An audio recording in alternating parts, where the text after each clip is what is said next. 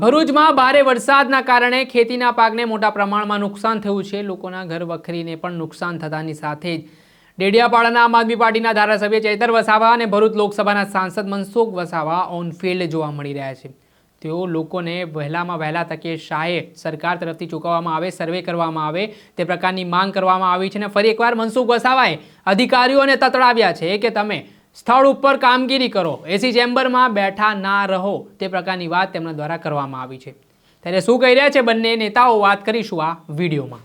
વૈષ્ણવજન તો તેને કહીએ જે પીડ પરાઈ જાનાને રે। નમસ્કાર દર્શક મિત્રો, નવજીવન ન્યૂઝમાં આપનું સ્વાગત છે। હું છું ફૈઝાન। ગઈકાલે ભરૂચ જિલ્લામાં ધોધમાર વરસાદ વરસવાની શરૂઆત થઈ તેને હજી પણ વરસાદ છે તે વરસી રહ્યો છે।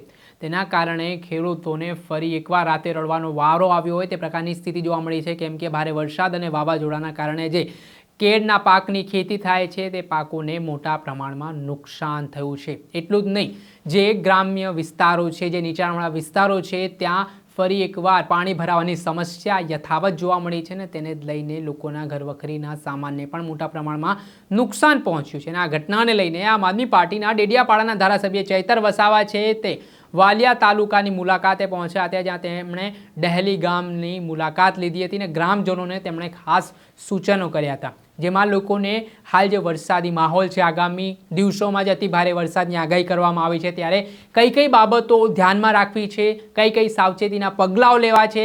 એનડીઆરએફ એસડીઆરએફની ટીમ ત્યાં તહેનાત છે, એટલે કોઈ પણ પ્રકારે કોઈ જીવના જોખમે કોઈને બચાવવા ના જાય તે માટે પણ તેમના દ્વારા ખાસ જાગૃતિ માટેના કાર્યક્રમો કરવામાં આવ્યા, જેમાં જે લોકોને નુકસાન થયો છે તેમને જલ્દીમાં જલ્દી સરકાર સહાય ચૂકે તે પ્રકારની માંગ પણ ચૈતર વસાવા દ્વારા કરવામાં આવી છે। અને ત્યાંના અસરગ્રસ્ત લોકોને કેશડોલની પણ સુવિધા સરકાર દ્વારા કરવામાં આવે તે પ્રકારની માંગણી કરી રહ્યા છે। પહેલા તો શું કહી રહ્યા છે ધારાસભ્ય ચૈતર વસાવા તે સાંભળી લો। જે અમે વાલિયા તાલુકાના ડેલી ગામથી અનેક આગેવાનોના સવારે ફોન હતા કે વરસાદનું પાણી આખા ગામમાં ફરી વળ્યું છે, ત્યારે એની મુલાકાતે આવ્યા છે। અમારી જવાબદારી બને છે કે આ વિસ્તારમાં કોઈ પણ આવી આફતજનક ઘટનાઓ ઘટે તો અમારે લોકોના વહારે ઊભા રહેવાનું ફરજમાં આવે છે, ત્યારે અમે આવ્યા છે। ત્યારે અહીંયા જે પણ વરસાદી પાણી, જે સીમનું પાણી આખા ગામમાં ફરી વળ્યું છે અને ગામમાં ઘણી ઘર વખરી અને ઘણા નુકસાન છે, ત્યારે સરકારને આજે જ અમે કલેક્ટરશ્રીને હમણાં વાત કરવાના છે કે અહીંનું સર્વે કરીને જે પણ નુકસાની હોય એવા પરિવારોને કેશડોલ અથવા તો જે પણ સરકારશ્રીની સહાય હોય તે સહાય આપવામાં આવે। સાથે સાથે આ ગામમાં જ્યારે પણ આવો વરસાદ થાય છે તો આખા સીમનું પાણી અહીંયા આવી જાય છે, આ કાયમી સમસ્યા છે। તો નિષ્ણાંતોને સાથે રાખીને, ગામના આગેવાનોને સાથે રાખીને એનું સર્વે કરવામાં આવે અને સીમનું પાણીનું કઈ રીતના બારોબાર નદીઓમાં નિકાલ થાય એ પ્રકારનું આયોજન કરીને એની પ્રી મોન્સૂનની કામગીરી કરવામાં આવે એ પણ અમે કલેક્ટરશ્રીને માંગ કરીશું। સાથે સાથે ગામના લોકોનો પ્રશ્ન છે, વર્ષોથી જ્યારે પણ કોઈ ગામમાં મરણ થાય છે તો આ નદી તરીને એ અગ્નિ સંસ્કાર માટે પહેલા બાજુ લઈ જવું પડે છે, ત્યાં કાયમી પ્રશ્નોનો પણ નિરાકરણ આવે એ બાબતની રજૂઆત પણ આજે અમે પ્રશાસનને અને કલેક્ટરશ્રીને કરીશું। જે પણ લોકોની જાનમાન, ઘર વખરી, ઘરોને કે ખેતી પાકોને નુકસાન થયા હોય એમનું સર્વે કરાવીને એમને કેશડોલ કાં તો સરકારી સહાય આપવામાં આવે એ પ્રકારના પ્રયાસો અમે કરતા રહીશું। 25 જેટલા ઘરોમાં 70 લોકો ફસાયા છે, એમનો બચાવ માટે કે ફૂડ પેકેટ માટે કોઈ વ્યવસ્થા? હાલમાં અમે અહીંયા આવ્યા છે ત્યારે ગામના લોકો દ્વારા જાણવા મળ્યું છે જે ફળ્યું છે એમાં 70થી પણ વધારે લોકો સંપર્ક વિહોણા થયા છે, ચોફેરથી પાણી ફરે છે।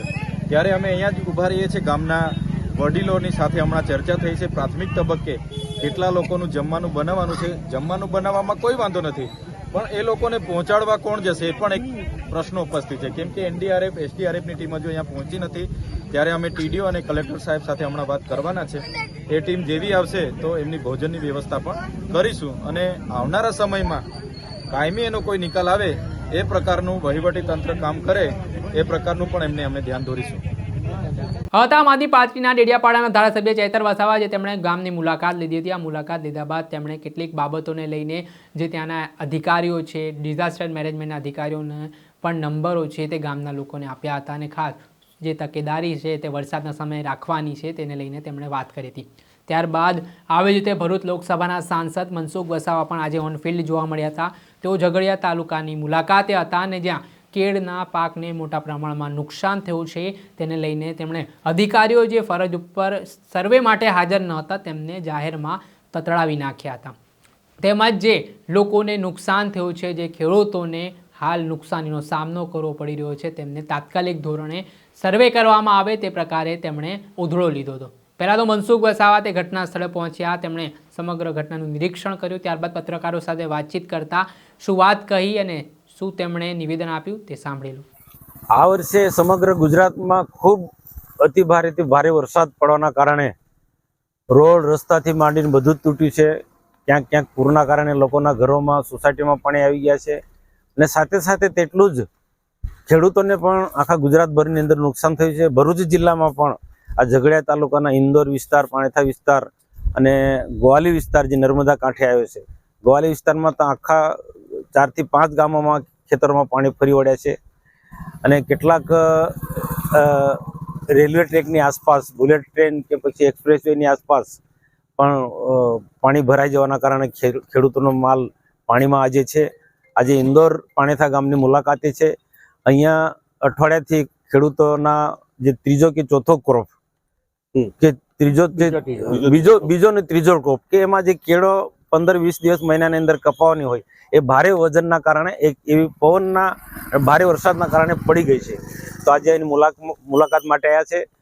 તંત્રના લોકો હજુ સુધી આવ્યા નથી. મેં એમને ફોનથી વાત કરી કે ભાઈ વરસાદ હોય કે ના હોય પણ તાત્કાલિક આનું સર્વે કરો, કારણ કે એક વખત સર્વે થઈ ગયા પછી ખેડૂતને એ સાફસૂફ કરતા ફાવે. તો જિલ્લાના અને તાલુકાના જે આની સાથે જોડાયેલા અધિકારીઓને મેં અહીંયાથી ફોનથી મેસેજથી જાણ કરી કે તાત્કાલિક સર્વે કરો અને જે પણ સરકારમાંથી જે સહાય મળે છે એ સહાય ઝડપથી એમને ખેડૂતોને મળે એ રીતના રજૂઆત કરી છે. આખા ભરૂચ જિલ્લામાં જ આ પ્રકારના જે ખેડૂતોને નુકસાન થયું છે એ ખેડૂતોને પૂરેપૂરું નુકસાની મળે એના માટે સરકારમાં અમે રજૂઆત કરીશું.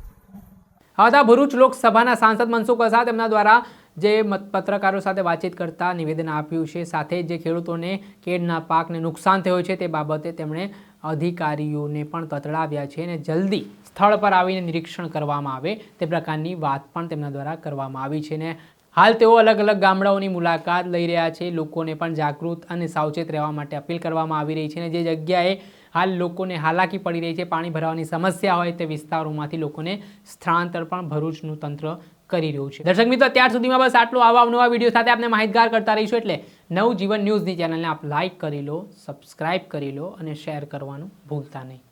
વૈષ્ણવજન તો તેને કહીએ જે પીડ પરાઈ.